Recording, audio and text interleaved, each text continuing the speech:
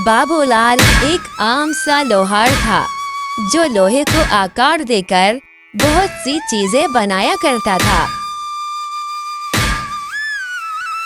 अरे बाप रे, मुझ पर काम का इतना दबाव है कि अब मैं संभाल नहीं पा रहा। हे ऊपर वाले, थोड़ी तो दया कर दे, मुझ पर थोड़ी तो दया कर दे।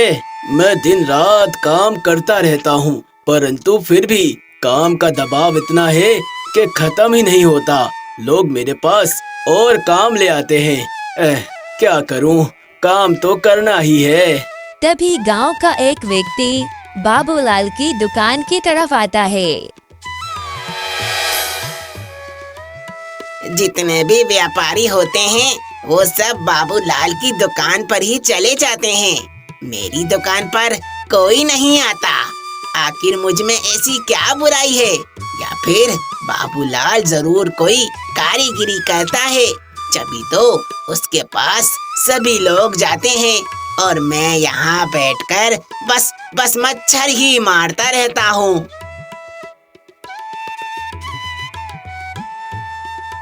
और बाबूलाल भाई, सब ठीक है ना? अरे बड़े दिन हो गए, तुम्हें याद नहीं किया था तो सोचा तुम्हारी तरफ चला ही जाऊं। अब जब तुम्हारे पास आ रहा था तो मैंने सोचा कोई काम भी तुमसे करा ही लेते हैं। हाँ भाई, बाकी सब तो बिल्कुल ठीक है, बस काम का दबाव मुझ पर हमेशा बना रहता है। अरे बाबूलाल भाई, काम का दबाव तो रहेगा ना? बताओ बताओ, भला तुम्हारे जैसा लोहार इस गांव में कहीं और है क्या? तभी तो सभी लोग तुम्हारे पास ही आते हैं। तुम ईमानदारी से अपना काम करते हो और पैसे भी ज्यादा नहीं लेते, तो तुम पर काम का दबाव तो बनेगा ही ना, क्योंकि तुम इस गांव के सबसे बढ़िया लोहार जो हो। अरे भाई, कह तो तुम ठीक रहे हो, ये सब कृपा ऊपर वाले और आप सब लोगों की ही तो है। परंतु अब मेरी उम्र भी तो बढ़ रही है और बढ़ती उम्र के साथ साथ ये इतना भारी लोहे का काम करना मुझ पर जचता नहीं है। मैं बहुत थक जाता हूँ, तभी मुझे थोड़ी परेशानी होती है। अरे बाबूलाल भाई, ऐसा मत कहो। अगर तुम काम करना बंद कर दोगे तो हम किससे अपना काम कराएंगे? बताओ बताओ। ये क्या बात कर दी भाई, मैं इस गांव में अकेला लोहार थोड़ी हूँ, मेरे जैसे बहुत से लोहार हैं। आप सब उन लोहारों से भी तो काम करा सकते हैं।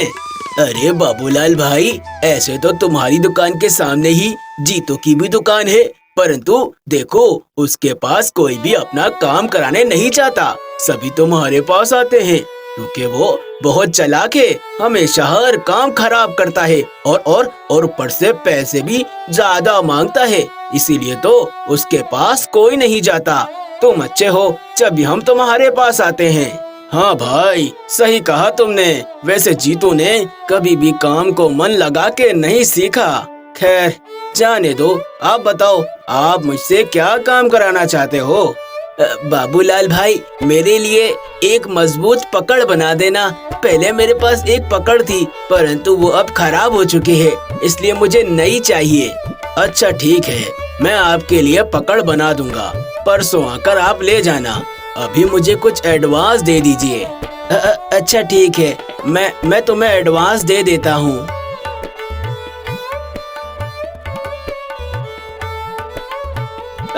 अब मैं चलता हूँ, मुझे बाजार से कुछ खरीदारी करनी है। अपनी पत्नी का हुक्म तो मानना ही पड़ेगा ना। हे ऊपर वाले, एक और काम। पहले ही 3 लोगों के ऑर्डर बाकी हैं और अब ये एक और काम आ गया। मुझे परसों से पहले उन दोनों लोगों के काम कर फिर यह पकड़ बनानी होगी। इतना काम। हे ऊपर वाले, थोड़ी दया करो मुझ पर, थोड़ी दया करो। चाहे तो मुझे 2 हाथ दे दो या फिर कोई और व्यवस्था कर दो, परंतु मुझ में अब इतनी शक्ति नहीं है कि मैं आराम से ये लोहे का काम कर सकूं।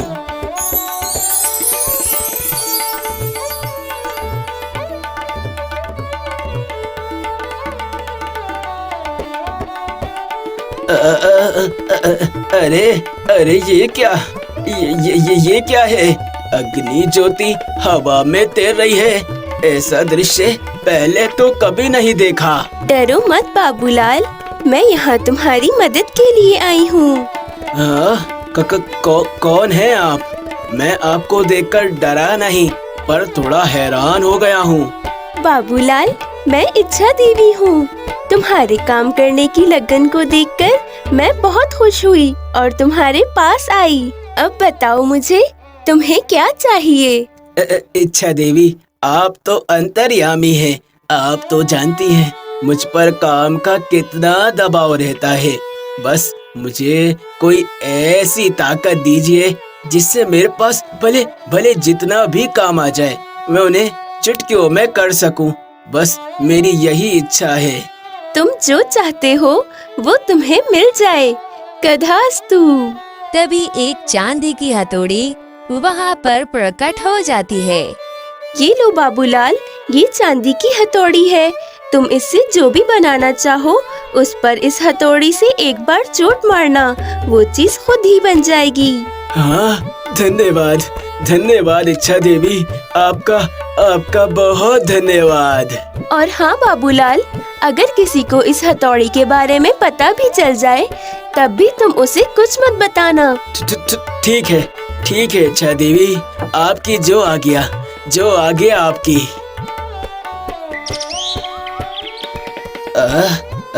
जरा देखूं तो इच्छा देवी के दिए हुए इस हथौड़ी से काम होता भी है या नहीं। कहाँ गया? हाँ, ये रहा लोहे का टुकड़ा। हे लोहे के टुकड़े, अब जल्दी से एक पकड़ बन जा। उसके बाद वो लोहे का टुकड़ा एक पकड़ बन जाता है। हाँ, अरे वाह वाह, क्या बात है, ये तो पकड़ बन गया। धन्यवाद इच्छा देवी, ये तो चमत्कार हो गया। अब मेरे काम का दबाव मुझ पर नहीं रहेगा। मैं जो भी चाहूँ उसे मिनटों में बना सकता हूँ। बस मुझे इस हथौड़ी का इस्तेमाल करना होगा।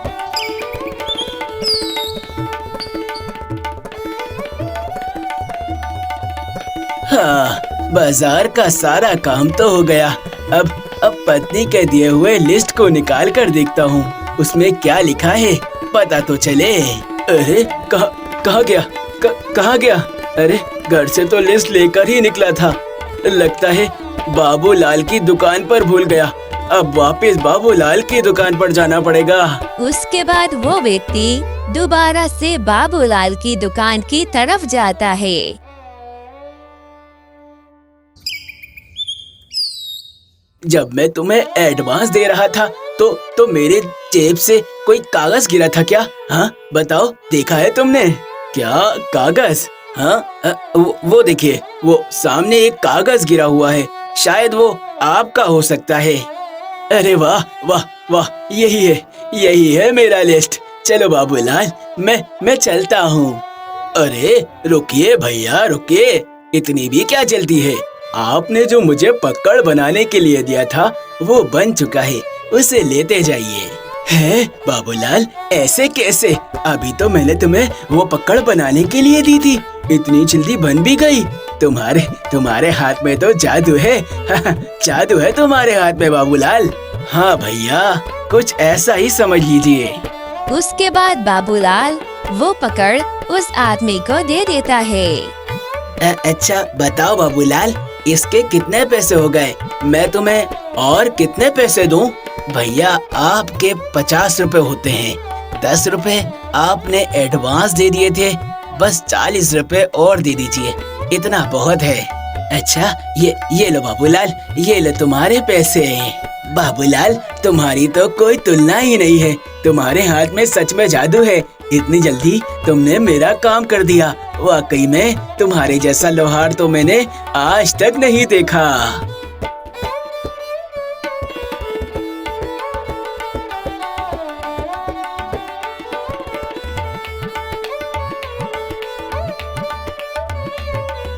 अरे ये क्या, इतने सारे लोग बाबूलाल की दुकान पर जा रहे हैं। मुझे ये देखकर बहुत जलन होती है। मेरी दुकान पर तो कोई आता ही नहीं। पता नहीं कोई मुझे क्यों नहीं पूछता।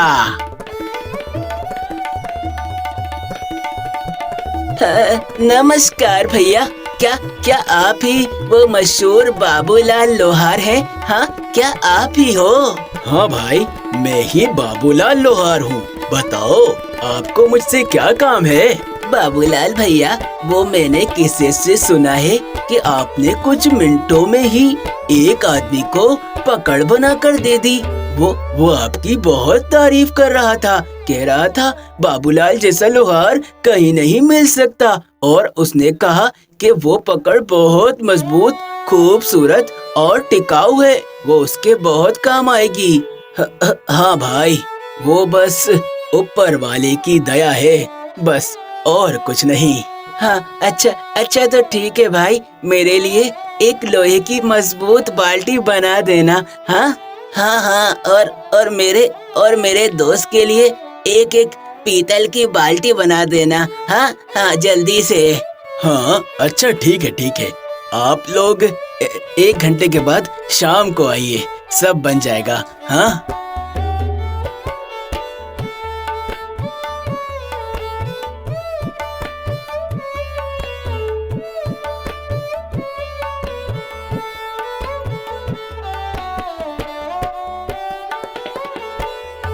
हाँ, क्यों भैया, मेरी बाल्टी बन गई क्या?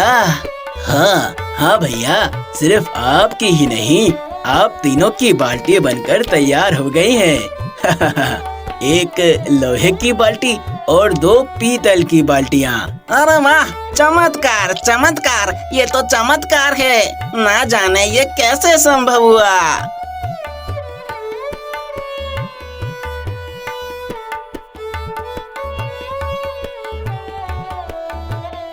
अरे, आप लोग तो शाम में ही बाबूलाल की दुकान पर आए थे ना, और उसने 1 घंटे में ही आपको ये तीनों बाल्टियां बनाकर कैसे दे दी? हाँ, बताओ जरा।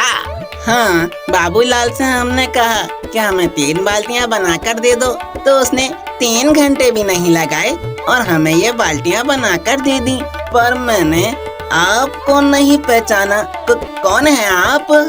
मेरा नाम जीतू है और मेरी दुकान बाबूलाल के पास में ही है। वैसे मैं भी एक लोहार हूँ, पर अभी मुझे ये समझ नहीं आ रहा कि बाबूलाल ने इतने कम समय में ये तीनों बाल्टियाँ कैसे बना दी। ये तो असंभव है।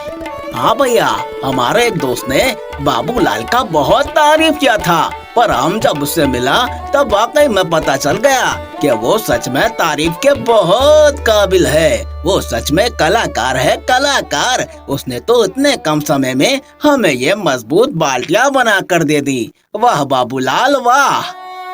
अच्छा ठीक है, ज्यादा तारीफ करने की जरूरत नहीं है। अब आप लोग यहाँ से जाइए यहाँ से। अरे बाप रे, ये तो 1 नंबर का चालू आदमी है। खुद तो ढंग से काम करता नहीं है और दूसरे की तारीफ सुनकर जल भुन जाता है। हाँ, जाते हैं यहाँ से। यहाँ खड़े रहने का कोई फायदा नहीं है।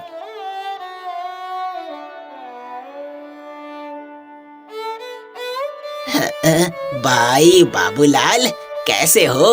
हाँ? अरे जीतू तुम, मैं तो बिल्कुल ठीक हूँ। बताओ क्या खबर है?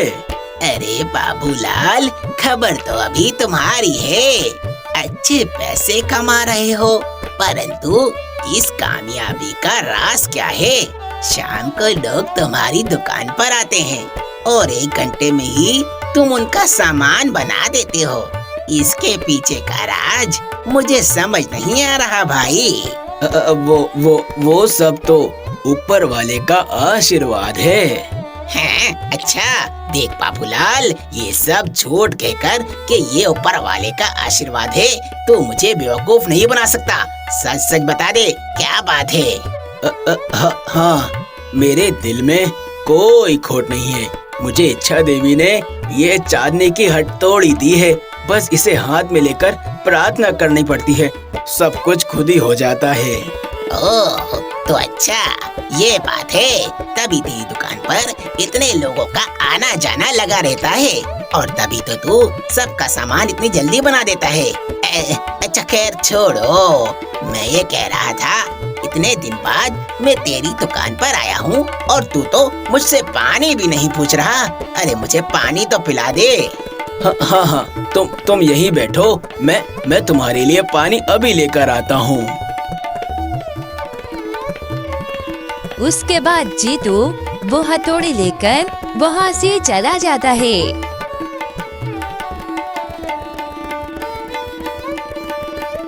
अरे अरे ये क्या हो गया? मेरी चांदी की हथौड़ी। लगता है वो जीतू मेरी हथौड़ी लेकर कहीं चला गया।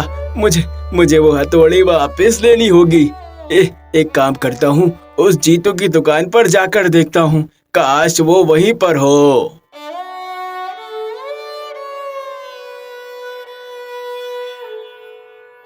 जीतू, ओ जीतू, कहाँ चला गया? तू मेरी हथौड़ी लेकर कहाँ चला गया? अरे ये तो यहाँ नहीं है। ऊपर वाले, मेरा कितना बड़ा नुकसान हो गया रे। मेरा कितना बड़ा नुकसान हो गया। ये एक सुरक्षित जगह है। अब तक तो उस बाबूलाल ने हर जगह मेरी खोज शुरू कर दी होगी, परंतु उसे नहीं पता मैं यह हथौड़ी लेने के बाद कभी भी वापस गांव नहीं आऊंगा और किसी और गांव में जाकर अपनी नई दुकान शुरू करूंगा। वहाँ मुझे बहुत तरक्की मिलेगी। हाँ, पर उससे पहले मुझे एक बार इस हथौड़ी का इस्तेमाल करके देखना होगा। क्या बताया था बाबूलाल ने? हथौड़ी को हाथ में लेकर प्रार्थना करनी होगी। हाँ, हे इच्छा देवी, आप मुझे एक गमला बना दो ना। तभी अचानक वो हथौड़ी हवा में उड़कर जीतू को मारने लगती है। अरे ये हथौड़ी मुझे मारने क्यों लग गई? अरे मत मारो मुझे। अरे लग रही है,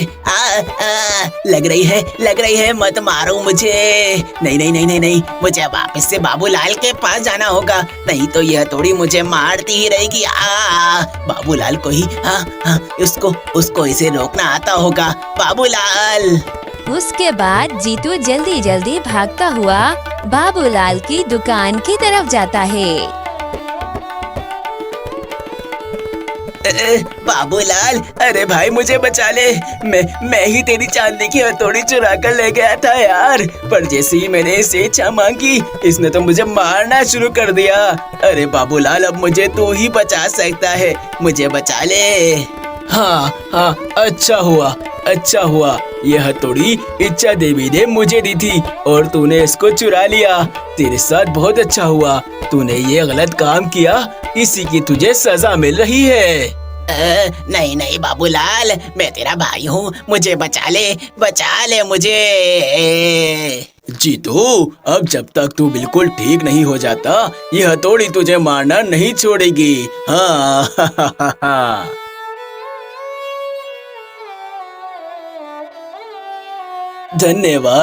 धन्यवाद इच्छा देवी, तुम्हारा बहुत बहुत धन्यवाद। भैरव एक जालिम आदमी था जो अपनी घड़ी को दिन रात मारता था। तू कोई काम ठीक से नहीं करती। हाँ, आज तुझे इतना मारूंगा कि तुझे अकल आ जाएगी, फिर तू सारे काम एकदम ठीक करेगी। जब देखो सारी बोरियां रास्ते में ही गिरा देती है। क्या तुझमें इतनी जान भी नहीं कि ये बोरियां उठा सके? गधी को काफी देर तक मारने के बाद भैरव वहाँ से चला जाता है। भैरव उस गधी पर इतनी बोरियां लाद देता था कि वो बेचारी चलना तो दूर, खड़ी भी नहीं हो पाती थी। मेरे मालिक कितने जालिम हैं, मुझे कितना जोर जोर से मारते हैं। मुझसे भारी वजन नहीं उठाया जाता, अब मैं क्या कर सकती हूँ?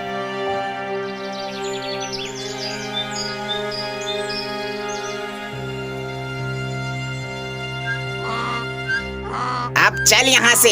अगर आज तूने इनमें से एक भी बोरी जमीन पर गिराई तो मैं तुझे इतना मारूंगा कि तू हमेशा याद रखेगी। चल, अब इतना खाती है, खा खा कर मुस्टंडी हो गई है और इतना सा वजन नहीं उठाया जाता। उसके बाद भैरव वो सारी बोरियां उस गधी की पीठ पर लाद कर वहाँ से चल देता है।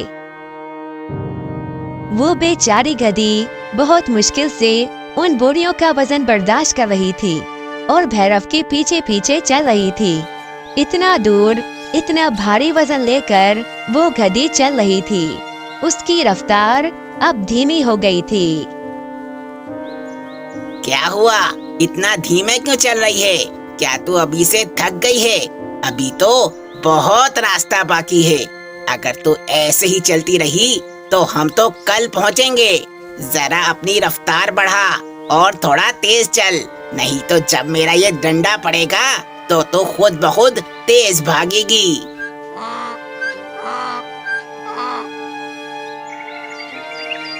रास्ते में भैरव को एक आदमी मिलता है। जब वो गधी पर इतना वजन देखता है तो वो भैरव से कहता है, अरे भाई, इस मासूम पर इतना जुल्म क्यों कर रहे हो? तुमने उस बेचारी गधी पर इतना वजन लाद दिया है कि वो ठीक से खड़ी भी नहीं हो पा रही है। अरे तुझे इससे क्या है? क्या ये तेरी गधी है जो इसे देखकर तुझे इतना अफसोस हो रहा है? और क्या तुझे पता नहीं कि ये गधे सिर्फ काम करने और बोझ उठाने के लिए ही बने हैं? ओह, तुम्हारी सोच बहुत गलत है। ये भी एक बेजुबान जानवर है, ये कुछ बोल नहीं सकती। तुम्हें इसका अच्छे से ख्याल रखना चाहिए और इस पर इतना बोझ नहीं डालना चाहिए। अरे जा जा, सुबह सुबह मुझे इतना ज्ञान मत दे। वैसे ही इस लीचड़ गधी ने मेरा दिमाग खराब करके रखा हुआ है। अगर तू मुझसे कुछ सुनना नहीं चाहता तो यहाँ से चला जा। लगता है तुम कभी नहीं समझोगे। तुम एक इंसान होने का नाजायज फायदा उठा रहे हो इस जानवर पर जुल्म करके। अगर तेरी बकवास सुनने के लिए यहाँ रुका तो तू तो मेरा सारा समय बर्बाद कर देगा। इससे अच्छा तो यही है मैं ही यहाँ से चला जाता हूँ। उसके बाद भैरव अपनी गधी को लेकर वहाँ से चला जाता है। बाप रे, कितना बुरा आदमी था ये। मैंने इसे कितना समझाया परंतु इसे बिल्कुल समझ नहीं आई कि जानवरों पर जुल्म नहीं करना चाहिए। हे ऊपर वाले, मैं तो इस गधी पर होता हुआ जुल्म बिल्कुल नहीं देख पाया। तू ही इन सब जानवरों का मालिक है। इस गधी पर अपना आशीर्वाद कर। इस गधी को ऐसा वरदान दे कि इसकी आने वाली संतान इसके जैसी कमजोर ना हो और वो सभी से लड़ सके। बेचारी गधी आज बहुत थक गई थी क्योंकि उसके मालिक ने आज उसे बहुत मारा था और उससे बहुत काम करवाया था। मेरे मालिक को तो इस बात की भी चिंता नहीं कि मैं गर्भवती हूँ, वो फिर भी मुझे मारते हैं।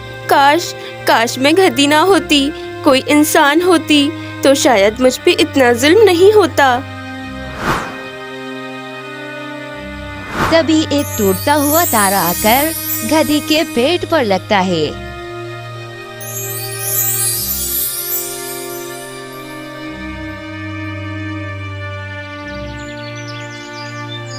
कुछ दिनों बाद उस गधी ने एक छोटे से बच्चे को जन्म दिया, परंतु ये बात उसके मालिक को बिल्कुल पसंद नहीं आई।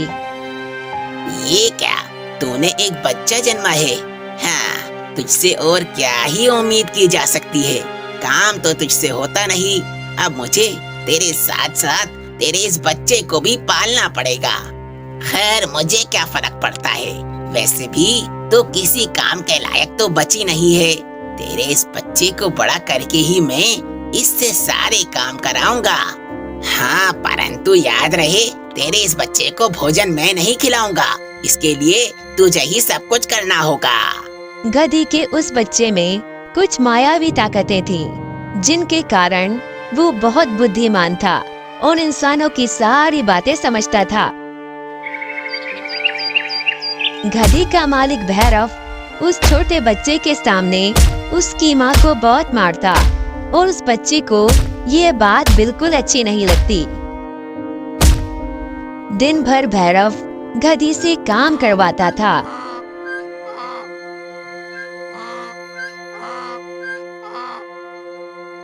और रात होते ही उसे घर के पीछे लाकर छोड़ देता था।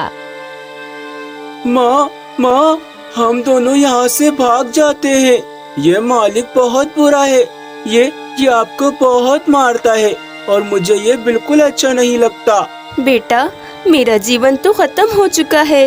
अब मुझ में कहीं जाने की हिम्मत नहीं बची। हिम्मत करो माँ, हम दोनों यहाँ से चले जाएंगे और उसके बाद तुम देखना सब कुछ बिल्कुल ठीक हो जाएगा। नहीं बेटा, मेरा जीवन तो गुजर गया है, पर तू इस मालिक के साथ बिल्कुल नहीं रहना। यहाँ से कहीं दूर भाग जाना। नहीं माँ, ऐसी बात मत करो। मैं तुम्हें छोड़कर कहीं नहीं जाऊँगा। तुम भी एकदम ठीक हो जाओगी। बेचारी गधी ने आज अपने मालिक से बहुत मार खाई थी।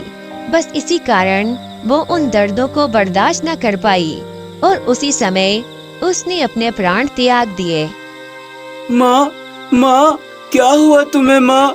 उठो ना, मुझसे बात करो माँ, मुझसे बात करो। बेचारी गधी मर गई थी और ये देखकर उसका छोटा सा बच्चा बहुत उदास हो गया था। माँ, तुम नहीं रही। उस जालिम मालिक ने तुम्हें मार दिया, परंतु मैं तुम्हारी आखिरी ख्वाहिश पूरी करूँगा। मैं इस मालिक के साथ नहीं रहूँगा। मैं यहाँ से बहुत दूर चला जाऊँगा। उसके बाद वो छोटा सा बच्चा रात के समय ही वहाँ से निकल जाता है।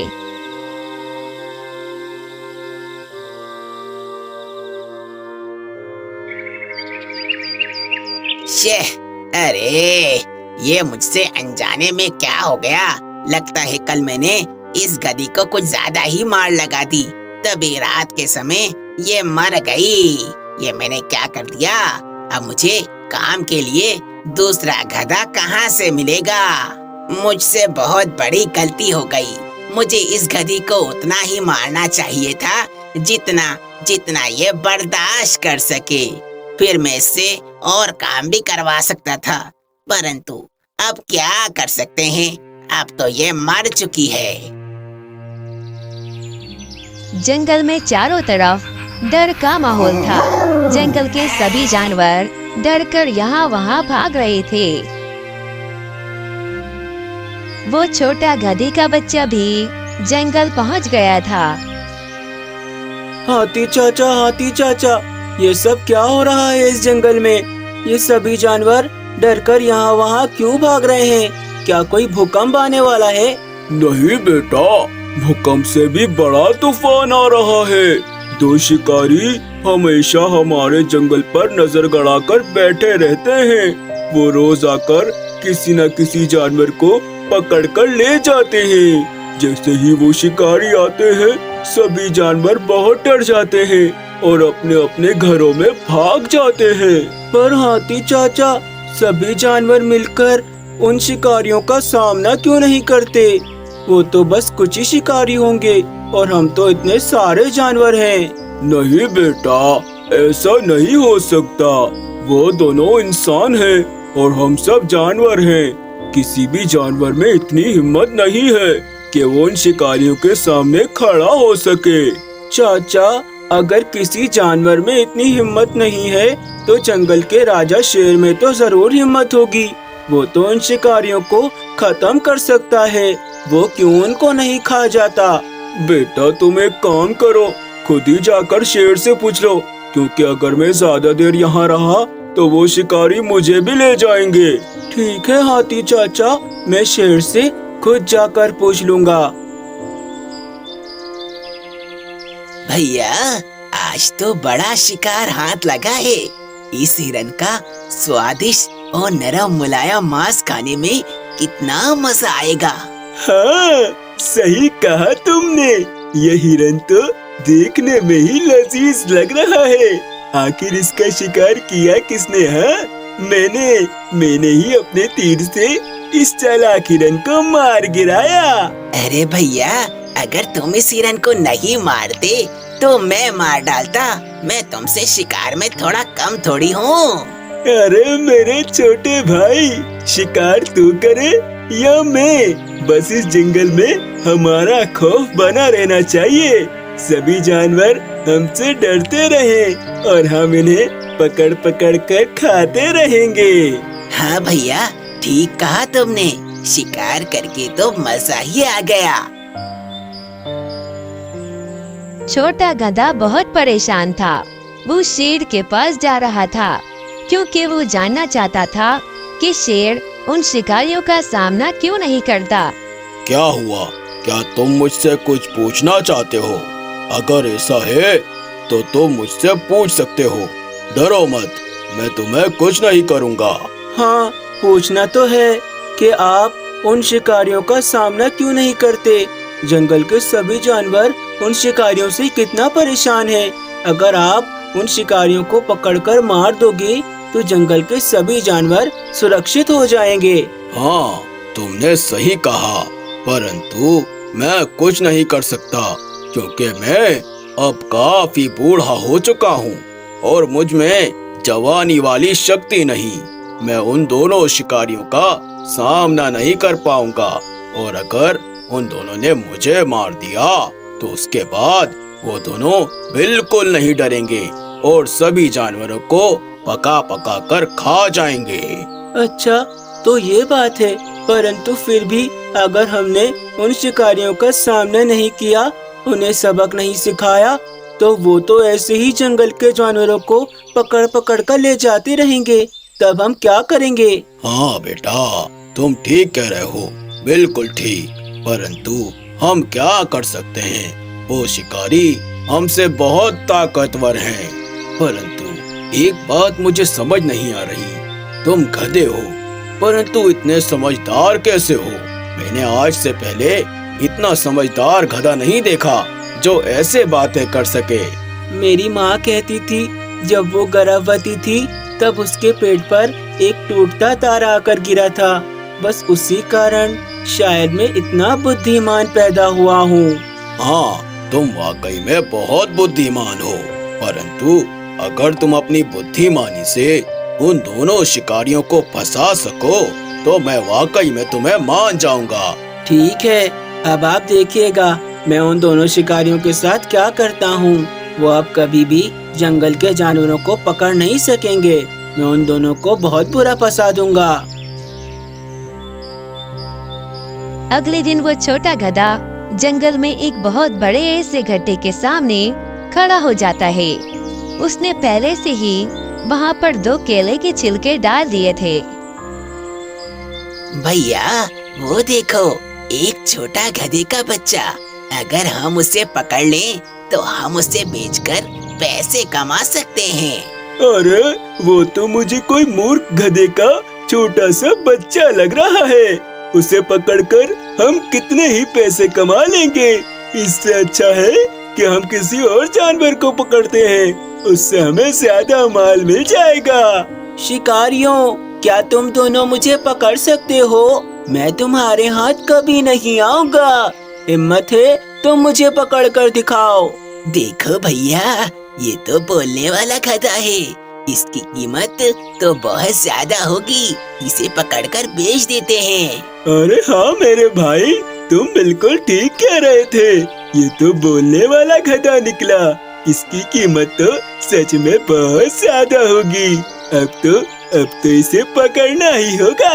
चलो इसे पकड़ते हैं। उसके बाद वो दोनों शिकारी गधे को पकड़ने के लिए उसके पीछे भागते हैं, परंतु तभी उन केलों के छिलके के कारण उन दोनों का पांव फिसल जाता है और वो उस बड़े से गड्ढे में गिर जाते हैं।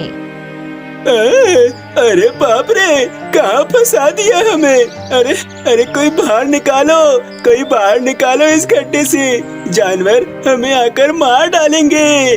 अरे कोई बाहर निकालो हमें, कोई हमें बाहर निकालो। ये गधे ने हमें कितना बुरा फंसाया है, कोई हमें बचाओ। तभी वो शेर वहाँ आ जाता है और उस छोटे गधे की बुद्धिमानी देखकर बहुत खुश होता है। वाह, जैसा तुमने कहा था तुमने बिल्कुल वैसा ही किया। तुमने साबित कर दिया तुम सच में बहुत बुद्धिमान हो। हम इन शिकारियों को कब से पकड़ना चाह रहे थे और आज तुम्हारे कारण ये हमारे सामने हैं। अब देखना, मैं इन दोनों को नहीं छोड़ूंगा। जी महाराज, अब इन दोनों शिकारियों का खौफ जंगल में नहीं होगा और जंगल के सभी जानवर भी एकदम सुरक्षित होंगे। देखो बेटा, मैं अब बूढ़ा हो चुका हूँ और मेरे जीवन का भी अंत हो ही जाएगा।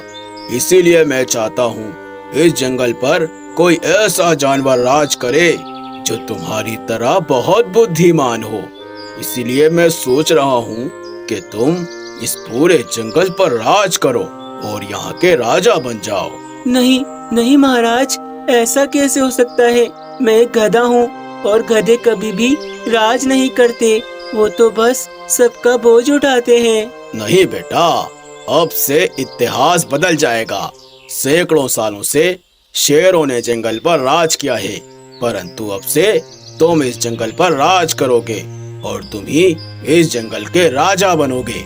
उसके बाद वो शेर अपनी जगह उस छोटे गधे को जंगल का राजा बना देता है और वो सभी जानवरों के साथ जंगल में खुश रहने लगता है।